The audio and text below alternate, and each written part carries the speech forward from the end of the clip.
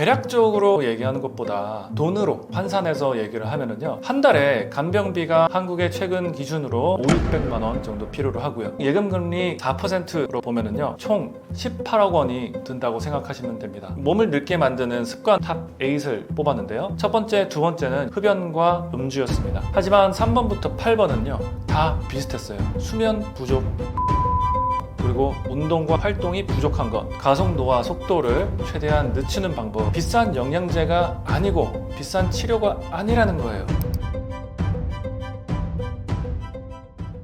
네, 안녕하세요. 이번에 천천히 나이 드는 법을 출간한 미국 노년내과 전문의 임영빈입니다. 반갑습니다.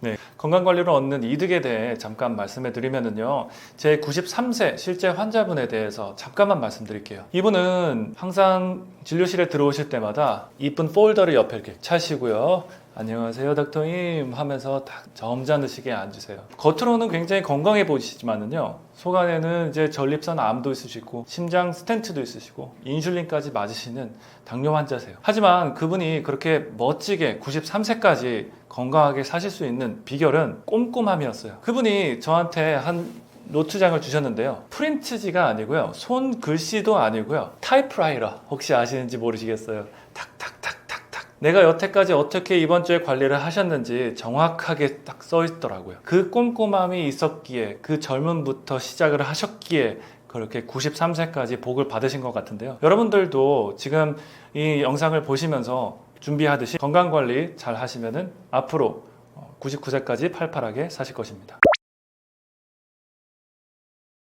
대략적으로 느낌상으로 얘기하는 것보다 돈으로 환산해서 얘기를 하면은요, 한 달에 간병비가 이제 많은 도움이 필요로 하신 분들, 24시간 케어가 필요하신 분들은요, 한국의 최근 기준으로 한 5,600만 원 정도 필요로 하고요. 총 예금금리 4%로 가정을 해서 보면은요, 총 18억 원이 든다고 생각하시면 됩니다. 병원비는 또 따로 추가하고요. 그래서 내가 평생 일해가지고 20억 벌었는데 그거 다 간병비로, 병원비로 다 쓰시면 안 되잖아요. 그렇기 때문에 내가 현재 어떤 좋은 습관을 갖고 있는가에 따라서 내가 직업적으로 은퇴한 것뿐만 아니라 내가 건강 관리했을 때, 은퇴할 때도 잘 사용하실 수 있다는 점 기억해 주세요. 네, 20대, 30대, 40대, 50대. 안 그래도 40대, 50대부터 노화에 대해서 관심이 많았었는데요. 요새 감사하게도 가속노화, 저속노화, 식단과 습관에 대해서 많이 유명해지다 보니까 젊은 20대, 30대들도 관심을 가지시더라고요. 생각해 보시면은 이제 미국에서는 내 생체 나이, 그러니까 만약에 실제 나이는 45세인데 건강 나이는 35세다. 이런 거 많이 들어보셨잖아요. 근데 그런 검사를 한 거는 이제 무려 10년 전입니다. 현재 미국에서는 가능한 거는요, 내가 얼마나 빨리 노화가 일어나는지 측정을 해줍니다. 예를 들어 1년에 1년씩 늙으면 정상이고요, 1년에 1.2, 1.3 올라가면서 점점 빨리 늙는 사람이 있는가 하면 점점 더 천천히 0.8, 0.7 이렇게 늙는 사람들도 있습니다. 그래서 보세요, 복리처럼 여러분들이 20세부터 0.7년씩 늙는다고 보세요. 더 오래 산다는 거가 장점이 아닙니다. 더 건강하게 내가 최대한 내가 갖고 있는 이 열정을 끝까지 즐기면서 사실 수가 있어요. 제가 노년내과를 하면서 많은 분들, 이제 80대, 90대 분들까지 많이 돌봐드리는데 참 안타까운 점들은 제가 조금만 이분의 삶에 일찍 들어왔으면은 얼마나 좋았을까라는 안타까운 마음들도 있거든요. 그런 마음을 제가 담아서 여러분들께 말씀드리고 싶은 것은 조금 더 나이가 젊었을 때 시작하시면 좋다라는 것입니다. 몸을 늙게 만드는 습관을 말씀드리자면, 유전학 검사를 통해서 내 생체 나이와 내 노화 속도를 평가하는 방법이 있잖아요. 거기서 그 기술을 가지고 많은 환자분들한테 적용을 해봤습니다. 어떤 습관들이 더 사람을 늙게 만드는지 아니면 젊게 만드는지를 평가를 했는데요. 가속노화 속도를 측정하는 이 스킬을 가지고 의학 저널에 순위를 매겼을 때 2, 3등을 다투는 JAMA라는 저널에서요. 2024년에 실렸습니다. 총 19가지 습관들 중에서 8가지 습관들 탑 8을 뽑았는데요. 첫 번째, 두 번째는 여러분들도 expect 예상을 하셨다시피 흡연과 음주였습니다. 하지만 3번부터 8번은요. 다 비슷했어요. 큰 허리둘레 치수, 높은 체지방, 높은 중성지방, 당뇨 이런 것들이었습니다. 근데 보시면 이런 3번부터 8번에 나오는 요인들은요. 수면 부족, 식습관 관리가 안 된 것, 그리고 운동과 활동이 부족한 것, 이 세 가지 때문에 나타났다라고 볼 수가 있고요. 그렇기 때문에 나머지 추가적으로 연구가 된 것들 중에서 이 습관들을 개선했을 때에 저속 노화가 됐다라는 연구들도 많이 나왔습니다. 네, 가속 노화를 막는 방법을 보면은요. 예전에는 목소리 큰 사람이 이겼습니다. 아, 나는 등산을 하기 때문에 가속 노화를 막아. 아니면은 나는 이런 영양제를 먹기 때문에 감속 노화를 해, 저속 노화를 해 라고 주장을 했지만은요. 이제는 내 속도를 측정할 수 있잖아요. 그렇기 때문에 저희 의사들과 과학자들이 모여서 어떤 습관을 통해서 가속 노화를 막는지 연구가 됐습니다. 참 재밌게도요. 브라이언 존슨이라는 미국의 30대의 엑시트를 먼저 하시고 돈을 좀 많이 버신 분이 있습니다. 그분이 자신에게 다시 재투자를 하면서 건강 노화, 가속 노화 속도를 최대한 늦추는 방법을 얼리 엑시트를 하시고 자기 몸에 많은 투자를 하셨고 그로 인해서 1년에 그분은 0.54년씩 늙고 있습니다. 그분이 하시는 거는 똑같은 음식을 먹고 여러 가지 영양제를 복용하면서 조금 제한적인 삶을 살고 계십니다. 하지만 3등을 보면은요. 데니엘 루이스라는 분은 35세 변호사입니다. 그분은 습관만으로도 0.7년으로 달성을 가능했고요. 또한 데이브 파스코라는 61세 남성분도요. 근육줄인데 그분도 47세의 건강을 갖고 있습니다. 지금 이분들을 소개를 시켜드리고 설명을 드리는 이유는요. 비싼 영양제가 아니고 비싼 치료가 아니라는 거예요. 여러분들이 습관을 개선을 하면은 내가 점차 천천히 늙을 수 있다는 것을 믿으시면 좋겠습니다. 제가 이번 영상뿐만이 아니라 시리즈로 운동을 어떻게 하는지, 식습관을 어떻게 하는지, 수면을 어떻게 관리를 하는지 차근차근 설명을 드릴 텐데요. 여러분들이 알고 계신 그 습관들을 조금씩 더 개선을 하실 수 있을 것입니다. 예를 들어서 수면과 식습관은 어느 정도 경지에 다다르면 반복적이거든요. 하지만 운동이라는 습관은요, 참 재밌으실 거예요. 유산소 운동을 배우는 것, 그리고 무산소 근력 운동 배우는 것, 그리고 밸런스 운동 등등 스포츠, 골프, 테니스 여러 가지 습관들을 많이 기르실 수 있을 것입니다. 평소에 자세에 대해서 제가 환자분들도 많이 도와드리거든요. 이제 저도 의대생으로서 의자에 앉아서 많은 시간을 보냈고 또한 직접 진료를 하면서도 의사로서 많이 앉아 있습니다. 앉아 있는 자세에 대해서 조금 말씀드리고 싶은데요. 엉덩이 기억 상실증이라는 신조어가 생길 만할 정도로 많은 분들이 솔직히 앉아 계십니다. 앉아 있는 자세는 뭐 안 좋다라고 얘기를 많이 들으셨는데요. 하지만 그 앉아 있는 자세 때문에 엉덩이 근육이 없어지면서 무슨 질병이 생기는지 혹시 아세요? 허리가 망가집니다.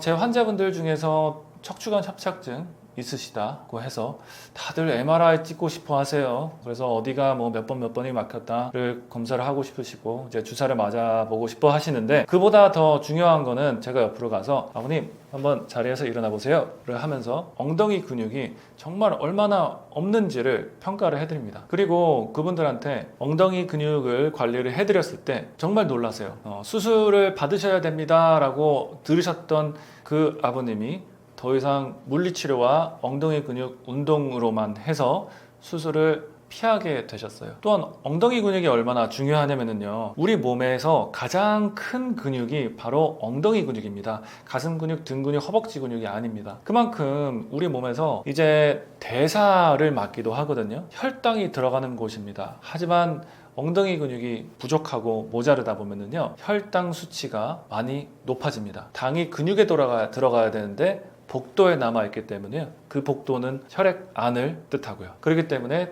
대사증후군이 생기고 인슐린 증후군, 인슐린 저항성이 생기고 여러 대사증후군이 생기게 됩니다. 네, 잘못된 식습관, 이 노화에 어떻게 영향을 미치냐면요. 여러분들 혈당 스파이크 많이 들어보셨죠? 이제 식사 후에 당이 올라가는 것을 혈당 스파이크라고 하는데, 저도 예전에 혈당 측정기를 착용을 하고 버블티를 먹으니까, 와, 혈당이 많이 올라가더라고요. 근데 혈당 스파이크 말고도 이제 식후 지질, 대사도 중요합니다. 내가 식사를 하고 나서 먹은 지방을 분해를 해야 되는데요. 2시간째 가장 피크고요. 4시간, 6시간째쯤 되면은 다 없어져야 되는데 이게 8시간, 10시간이 지났는데도 불구하고 계속 높으신 분들도 많습니다. 그런 것처럼 이제 어떤 식습관이 내 노화를 일으킨다라고 생각을 하면은 무슨 내가 담배를 먹는 것도 아닌데 내가 술을 먹는 것도 아닌데 어떻게 나에게 좋은 음식이 건강을 해쳐라고 생각을 하실 수 있지만은요. 제가 이거를 말씀드린 이유는요. 음식만 자꾸 생각하지 마세요. 내가 내 몸이 어떻게 이거를 해소를 하는지 내 대사 능력도 굉장히 중요합니다. 혈당 스파이크? 나한테는 안 와. 식후 중성지방 올라가는 거? 나한테는 안 와. 이렇게 멋있게 만드실 수 있습니다. 하지만 그런 식후 변화들이 여러 번 나타나다 보면은요. 자그마한 염증들이 생깁니다. 그 자그마한 염증들이 일주일, 몇 달, 몇 년 동안 지속이 되면서요. 점점 쌓이게 되면서 만성염증이 생깁니다. 영어로는 inflammation이라고 얘기를 해요. 이제 inflammation과 aging을 합쳐서 신조어를 만들어냈는데요. 이제 염증 노화라고도 생각을 하죠. 예전 롱제비티 학회 쪽에서는 이제 노화의 가장 주된 범위는 염증성 노화라고 생각을 하고요. 우리들이 어떤 음식을 먹고 또 어떻게 어떤 대사를 통해서 관리를 하는지도 신경 쓰면 좋겠습니다. 식습관에 대해서 이제 좀 말씀드리고 싶은데, 안 그래도 저속노화 식단이 요새 많이 알려져서 참 감사해요. 예전에는 제가 지중해 식단 드세요 라고 하면은 그게 어떤 음식인지 잘 모르셨는데 요새는 잘 아시거든요. 하지만 여기서 제가 한 단계 더 나아가서 여러분들께 말씀드리고 싶은 것은 이제 장내 미생물이에요. 장내 미생물을 어떻게 개선을 하고 관리를 하는데, 이게 유산균만 복용하는 것이 아니거든요. 유산균은 우리 장내 미생물의 오직 2에서 3%밖에 차지하지 않습니다. 발효식품을 먹어야 되고요. 섬유질이 풍부한 음식을 먹어야 되는데 여러 가지 종류의 음식을 어떻게 먹었을 때 좋아지는지 더 설명드리겠습니다. 이게 상추를 먹었을 때 상추를 좋아하는 유산균, 깻잎을 먹었을 때 깻잎을 좋아하는 유산균, 오이, 당근 이렇게 갑니다. 그렇기 때문에 내가 최대한 많이 다른 문화에 있는 식품들을 많이 드시는 게 중요하고요. 아침 식사에 특히 여러분들 적용해 보실 수 있어요. 보통 저녁 식사로 하면은 한식이잖아요. 얼큰한 국물 땡기는데 아침에는 그래도 건강하게 먹고 싶잖아요. 그렇기 때문에 그래놀라, 여러 가지 씨앗류, 햄프시드, 치아시드 여러 개 이제 그릭 요거트에 넣으셔서 먹으시면은 참 건강해지겠고요. 발효식품 중에서는 또한 김치도 여러분 빼먹지 마시고요. 네, 여러분들 혹시 이런 사진 보셨을 거예요. 어떤 트럭 운전수 분이신데요. 한쪽 피부는 완전히 노화가 되셨고 한쪽은 이제 탄력이 탱탱하신 분인데요. 이 분에 대해서 제가 왜 말씀드리냐면은 이제 자외선이죠. 이 자외선 노출이 계속되다 보면은요, 우리 피부는 노화가 촉진이 됩니다. 너무 당연한 소리겠지만 이제 선생님 저는 이 출근하고 퇴근하는데 햇빛 정말 거의 안 보고 계속 실내에 살아요. 그런데도 이제 선스크린 발라야 되나요? 라고 질문을 많이 하시는데 네, 맞습니다. 자외선은 우리한테 도움이 될 게 하나도 없습니다. 적외선, 그러니까 햇빛을 받았을 때 따스함을 느끼는 거 있잖아요. 그 따스함은 우리 몸을 건강하게 해주는 것 맞습니다. 하지만 자외선은 다 차단하셔도 되고요. 자외선 차단을 하다 보면은 그러면 우리 비타민 D는 어떻게 해요? 라고 질문하시면은 따로 드세요.